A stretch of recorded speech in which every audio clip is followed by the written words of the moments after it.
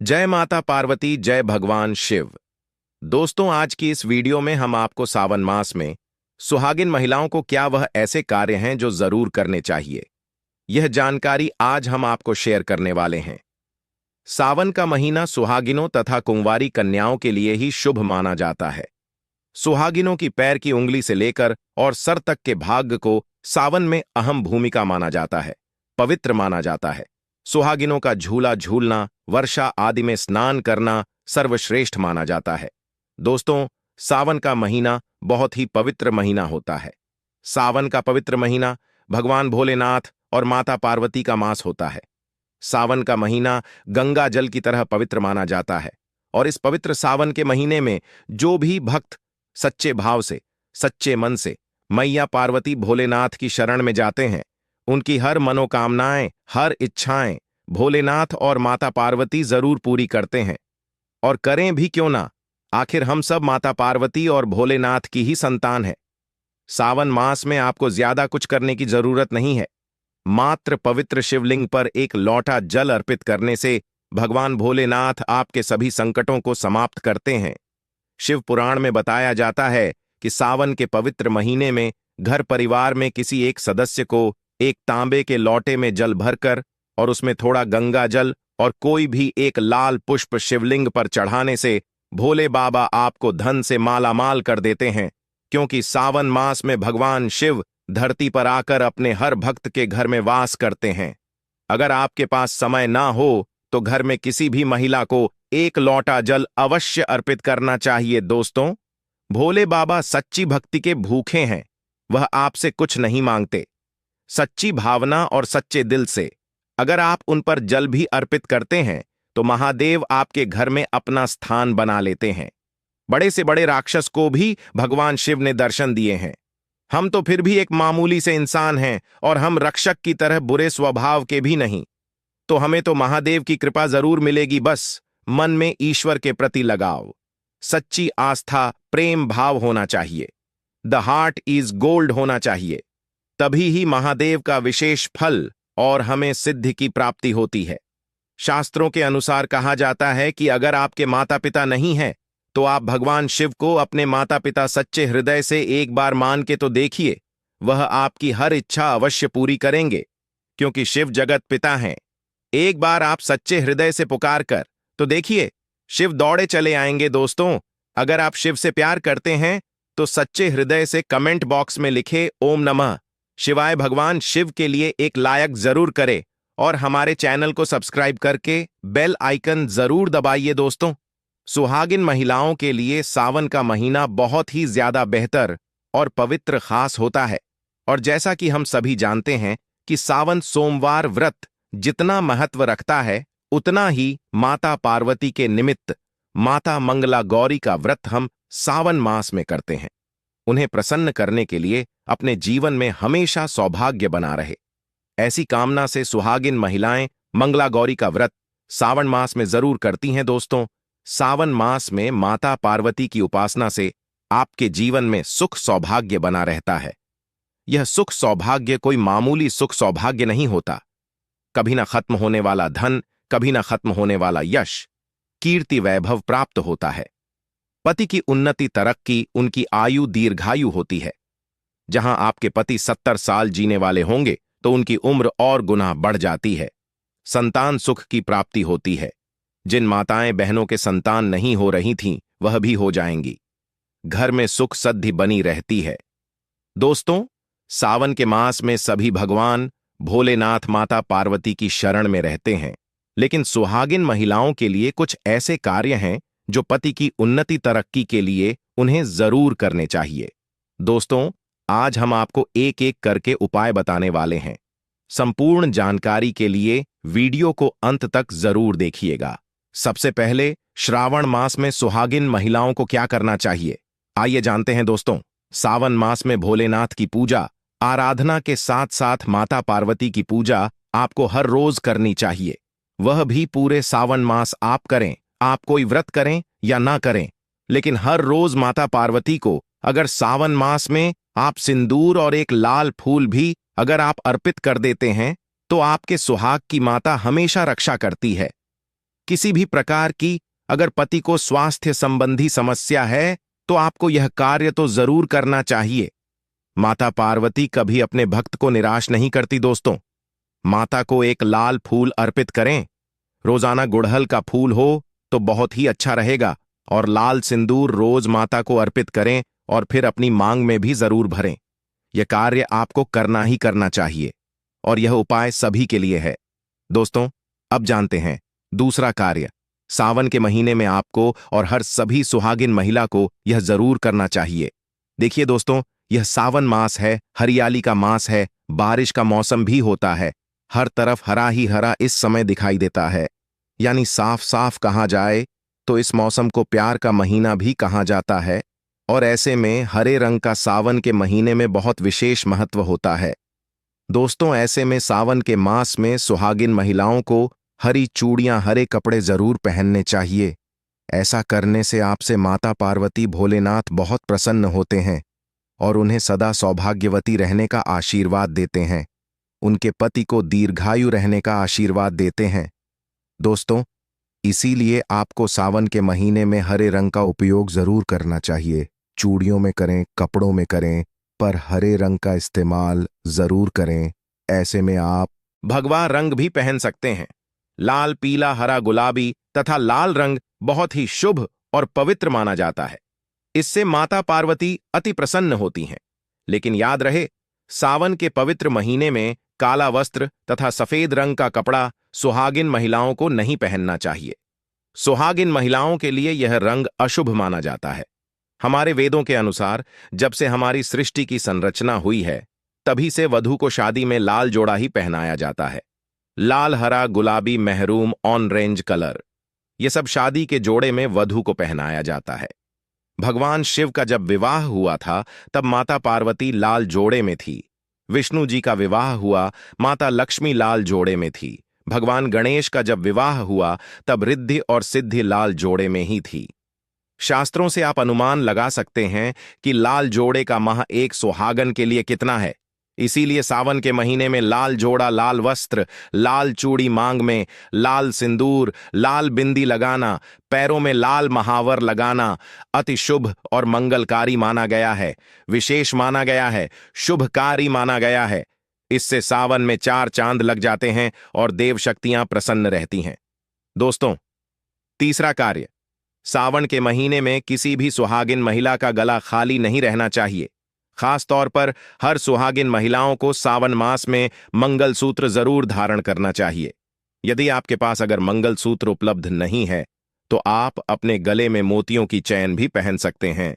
लेकिन सावन के मास में महिला का गला बिल्कुल भी खाली नहीं होना चाहिए। और अगर मंगलसूत्र है तो आपको मंगलसूत्र ही पहन लेना चाहिए। दोस्तों, खास बात का ध्यान यह रखिए कि मंगलसूत्र कहीं से भी टूटा हुआ ना हो, गला हुआ ना हो।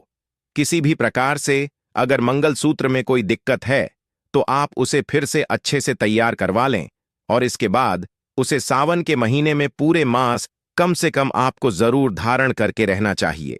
जब किसी के पति की मृत्यु हो जाती है तभी ही उसके गले से मंगलसूत्र तोड़ दिया जाता है, उसे मंगलसूत्र से वंचित कर दिया जाता है। यदि आपके पति हैं और आप सावन के महीने में गले में मंगलसूत्र धारण नहीं करते हैं तो माफ कीजिए, दरअसल आप अपने पति की मृत्यु का शोक मना रहे हैं। ऐसा करने से निकट भविष्य में पति की मृत्यु भी जल्दी हो जाती है।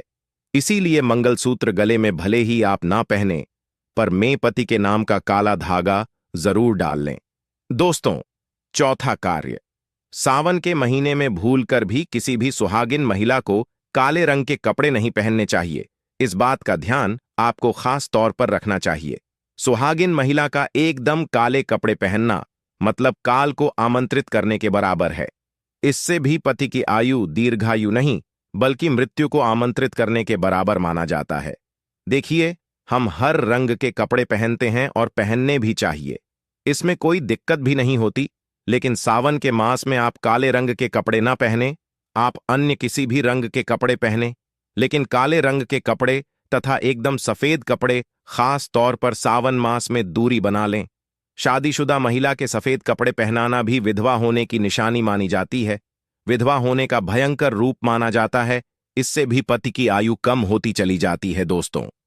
पांचवा कार्य, सावन के महीने में सभी विवाहित महिलाओं को, सभी सुहागिन महिलाओं को इस बात का ध्यान जरूर रखना चाहिए कि उनकी मांग हमेशा भरी रहे। दोस्तों, सावन के महीने में सुहागिन महिलाओं को अपनी मांग कभी खाली नहीं रखनी चाहिए। जो भी सिंदूर आप लगाते हैं, कोशिश तो ये करनी चाहिए कि जो आपके सुहाग का सिंदरी का सिंदूर है, सावन मास में आप थोड़ा वह भी लगाएं। अगर आप वह पीला सिंदूर नहीं लगा सकते हैं तो आप कोई भी लाल सिंदूर अवश्य लगाएं। अगर आप ऑन फिस जाते हैं तो ऐसे में जो भी सिंदूर आप लगाते हैं वह जरूर लगाएं। सावन मास में अपनी मांग कभी खाली ना रखें। ऐ करना अशुभ होता है, तो आप इस बात का भी जरूर ख्याल रखिएगा। अगर आपने अपने पति के नाम का सिंदूर खरीदा है या आपकी शादी का सिंदूर है तो बहुत ही शुभ माना जाता है। उसे संभाल कर रखें, सदैव रखें। शास्त्रों के अनुसार माना जाता है कि पति के नाम का सिंदूर बड़ा ही महत्व रखता है, खूबसूरत होता है, 7 फेरों के साथ बंधा होता है, जो आपके अटूट रिश्ते को दर्शाता है। इस सिंदूर को कभी बांटना नहीं चाहिए, नहीं तो पति का प्यार भी बट जाता है और निकट भविष्य में आपके पति की मृत्यु भी जल्दी उम्र में हो जाती है। ऐसे सिंदूर बांटे नहीं, बल्कि खुद अपनी मांग में भरें, पति का नाम लेकर भरें। यदि सिंदूर की डिब्बी में सिंदूर खत्म हो जाए तो खत्म होने से पहले ही सिंदूर भर लेना चाहिए। सिंदूर भरा होने से धन की देवी माता लक्ष्मी आपके घर में अस्थायी निवास बनाए रखती है, उस घर में धन की कोई कमी नहीं होती। दोस्तों, सावन मास में सिंदूर खरीदना, सिंदूर बांटना भी बहुत ही शुभ कार्य होता है, तो आप ऐसा भी कर सकते हैं।